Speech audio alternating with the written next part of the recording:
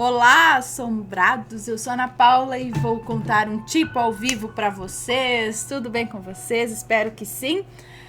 Para quem não conhece, nós somos o canal Assombrado, temos vídeos todos os dias no canal, todas as noites tem relato ao vivo entre 10 e 11 horas da noite, todos os dias às 11 da manhã tem relato também.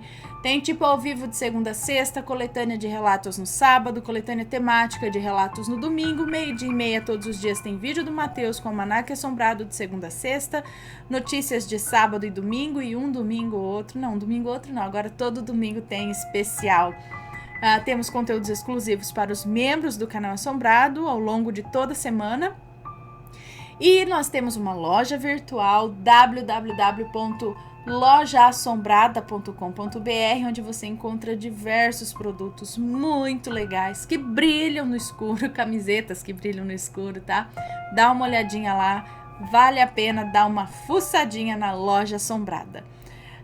E não se esqueçam do que? De deixar o seu like neste vídeo, tá bom?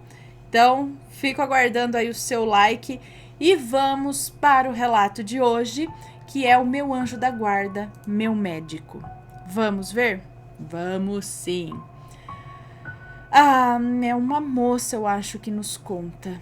Olá, Ana, tudo bem com você e sua família? Yes!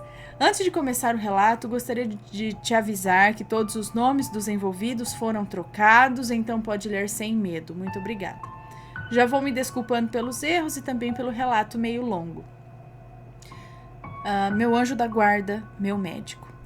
Nasci no final de 1999, em novembro, para ser exata. Todos da minha família estavam muito felizes, pois eu estava iniciando uma nova geração. Um ano exato antes de eu nascer, a minha mãe havia sonhado com uma menina e com o seu nome. Quando ela fez a primeira ultrassonografia, já foi possível determinar o meu sexo, pois ela descobriu a gravidez com um pouco mais de 3 meses. Durante a eco, a médica perguntou se ela queria saber o sexo do bebê. E ela disse que não precisava dizer porque ela já sabia. A obstetra ficou confusa e a questionou sobre qual seria. Minha mãe disse que seria menina e a médica confirmou. Acontece, Ana, que a minha mãe sempre foi muito sensitiva e seus sonhos acabam se realizando de alguma maneira. Mas isso pode ficar para um outro relato. Logo, minha mãe decidiu colocar o nome que havia escutado no sonho em mim. E todos adoraram o nome, pois ele é composto.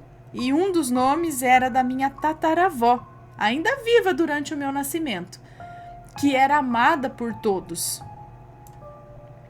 De certo modo, a felicidade da família logo se tornou um certo pesadelo, porque eu tive diversos problemas de saúde mesmo antes do primeiro ano de vida. Só no primeiro ano eu fui diagnosticada...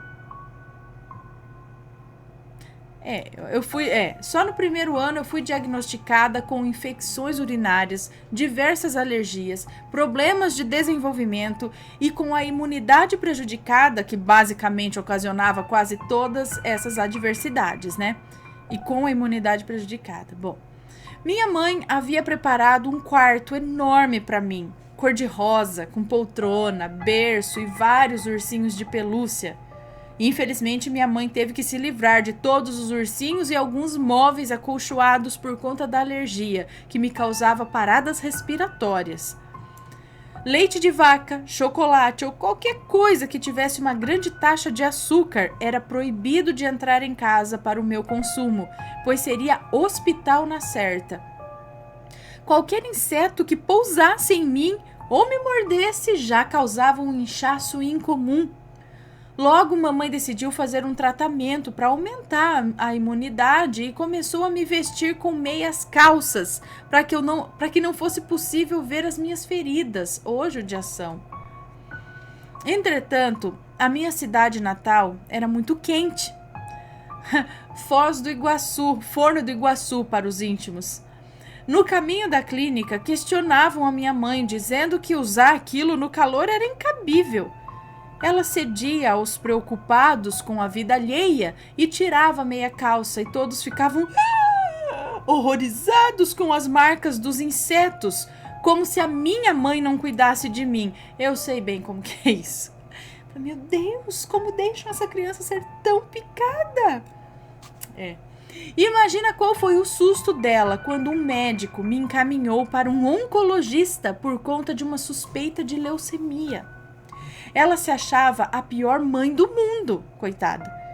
Felizmente foi descoberto que eu tenho um gene que faz com que a minha hemoglobina tenha defeitos sob algumas condições. A famosa hemoglobina S, que causa episódios de anemia. Enfim, acredito eu que essa explicação serviu para eu demonstrar a minha condição de saúde. Quando eu tinha 5 anos, os meus pais se separaram. Então eu, minha mãe e a minha irmã nos mudamos para a casa dos nossos avós, que fica na cidade onde a minha mãe foi criada.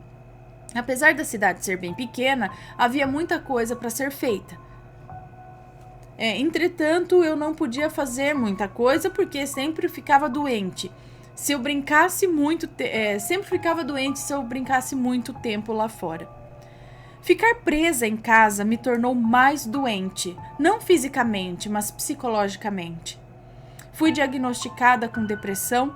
Novamente, minha mãe, que trabalhava 3 períodos para conseguir uma condição melhor para nós, se sentiu a pior mãe do mundo. Até que tudo mudou. Numa noite de verão, ainda com 5 anos, dormi no quarto da minha avó, junto com a minha irmã, porque a minha mãe trabalharia até às 11 da noite. Quando dormíamos com a avó, ela ficava no meio, pois tínhamos manias para dormir diferentes. Minha irmã gostava de mexer a boca dos outros. Minha irmã gostava de mexer na boca dos outros com os dedos, e eu só conseguia dormir se eu ficasse de mãos dadas. Crianças e suas manias. E a avó no meio, né? Dando a boca para uma pôr a mão e a mão para outra segurar. Né? O importante é as crianças dormirem. Nessa noite, apenas uma coisa foi diferente do habitual. Eu sonhei com um homem. Ele era jovem, mas não parecia ser daquela década. Ele usava um paletó branco, um tanto retrô, mas algo estava estranho. Seu corpo sumia na altura da metade de suas coxas. No sonho, eu estava deitada na cama da minha avó. A cena era igual como fomos dormir naquele dia, enfim. Acordei, vi uma luz e fiquei sentada na cama, até perceber que era uma pessoa e olhar para ela por uns 2 minutos sem dizer nada, até o homem se mexer e estender sua mão. Antes de segurar sua mão, eu perguntei quem ele era e ele me respondeu: "Eu sou o seu médico, estou aqui para te curar." Depois de eu lhe dar um aperto de mão, ele sorriu e assim eu acordei. Eu havia acordado no mesmo lado da cama em que eu estava no sonho e ainda de mãos dadas com a minha avó. Meses se passaram e os psicólogos me liberaram. Minha imunidade aumentou, eu podia beber leite com Nescau e minhas feridas diminuíram. Minha mãe nunca tinha ficado tão feliz com a minha situação. Mais ou menos uns 10 meses depois do sonho, eu fui até a casa da minha bisavó. Não tinha o costume de entrar no quarto dos meus bisos, mas entrei porque a minha avó e a minha mãe iam ajudar a minha bisavó a escolher fotos do tio Bernardinho para usá-las na novena que fariam no 11º ano após o seu falecimento. Ana, pode parecer mentira, mas assim que eu vi a foto desse tio eu já falei: "Mamãe, olha aqui o meu médico." Eu nunca havia visto uma foto sequer dele, pois após a sua morte, meu bisavô adoeceu muito e para evitar mais dor, eles guardavam todas as fotos dele. Após um tempo de silêncio, do choque das 3 mulheres, da minha bisa, da minha avó e da minha mãe perguntou: "Como assim?" E eu expliquei a elas o sonho e o que o meu tio havia falado. Naquele momento eu não entendi o que aquilo significava, mas logo elas caíram no choro e me explicaram tudo sobre o tio Bernardinho. Ele era o 2º filho mais novo, o primeiro homem dos meus bisavós, responsável por cuidar da lavoura. Um homem bonito que ajudava a todos, principalmente a família, que para ele significava tudo. Nos anos 90, ele havia acabado de se casar. Nem tinha ido para a lua de mel ainda quando um senhor pediu para que ele fizesse a colheita da sua roça. Como ele era caridoso, ajudou o velhinho sem nem cobrar mão de obra e maquinário. Não cobrou nada. Tudo estava indo bem até a colheitadeira emperrar. Ele verificou e viu que havia um pé de milho travando tudo. Como ele estava seguro e a máquina desligada, ele decidiu retirar manualmente, ainda em cima da colheitadeira. De maneira inexplicável, a ceifa ligou sozinha e o jogou para a parte debulhadora. Ana, ele foi triturado até a ceifadeira parar, na metade do fêmur. Socorreram ele rapidamente e o levaram até o hospital, mas a artéria femoral foi atingida e ele perdeu muito sangue. Minha mãe foi a última a vê-lo com vida.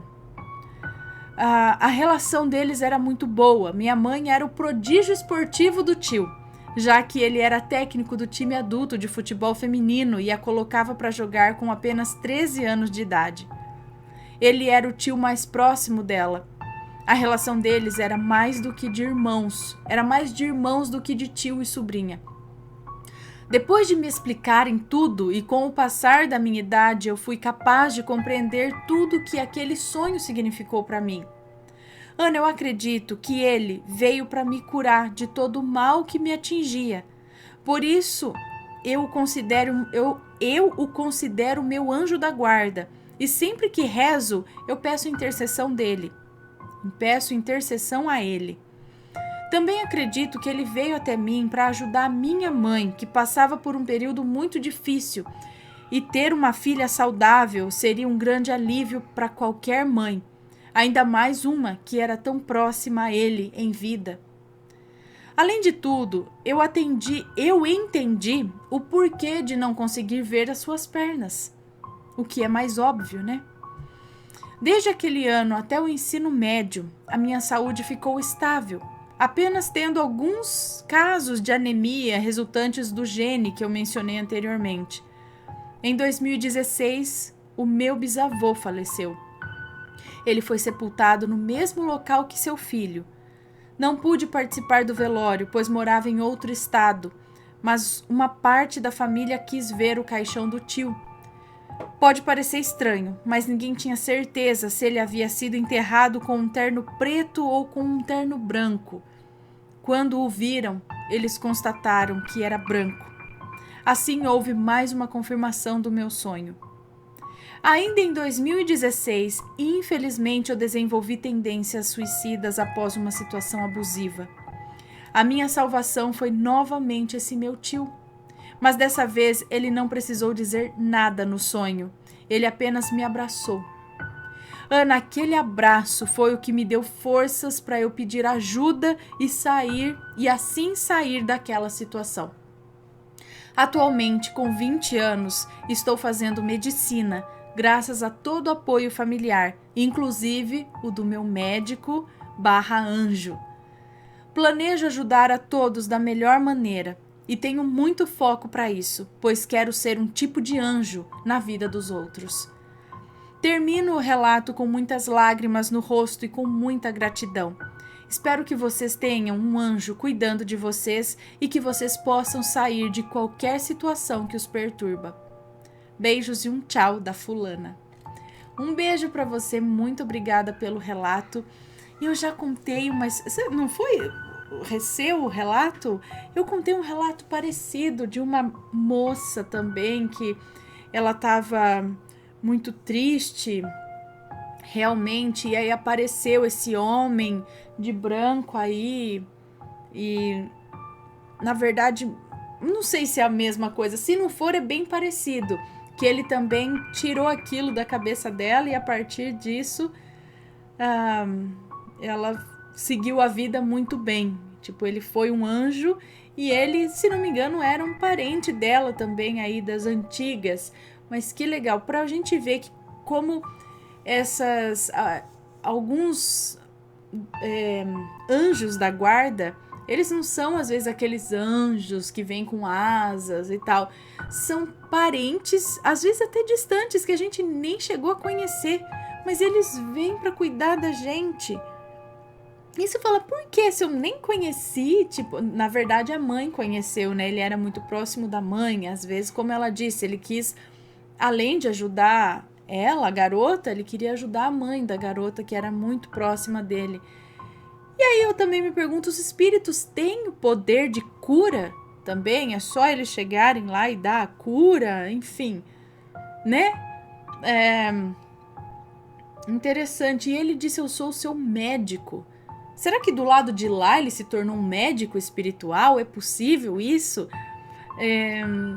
Mas assim, eu vejo vários relatos de parentes, que muitas vezes a gente nem conhece, que acabam ajudando espiritualmente a gente. E aí também eu me pergunto, será que faz parte daquela roda kármica? Não sei se é isso o nome, mas de que a gente tá sempre no mesmo bolo ali para reencarnar. Você reencarna com os seus para se aprender, tá tudo escrito já ali, que você vai reencarnar como filho desse, aí você vai lá, agora você vai lá e cuida dela, que ela não sei, sabe?